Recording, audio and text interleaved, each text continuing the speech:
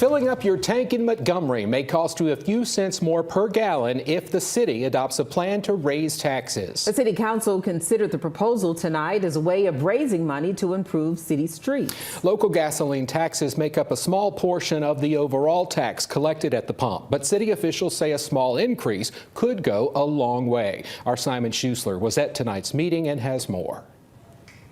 You often hear about the negative effects of inflation on individual consumers. But local governments are also facing the pain of higher prices. In Montgomery, the problem is paying for infrastructure. As we all know, the cost of doing infrastructure projects isn't getting any cheaper, and we have to find some ways to raise those funds. So the City Council is mulling over a proposed 3-cent per gallon gasoline tax increase, which would bring the total local tax on gas from 7 cents to 10 cents. To help increase our capacity to do more street projects, more paving projects, really addressing some of the infrastructure concerns that we have here in the city. We're going to be reviewing it in the coming weeks and kind of making sure that we have it, understanding exactly what it needs to address and how it gets allocated. The current plan is to use most of the added revenue to repave city streets, but that could change. If we strictly earmark it to paving, that's the only thing it can be done for, because we're only going to raise the gas tax once. So we want to make sure we have efficient enough money to do all the paving here in the city of Montgomery, but we also want to be able to do some other things.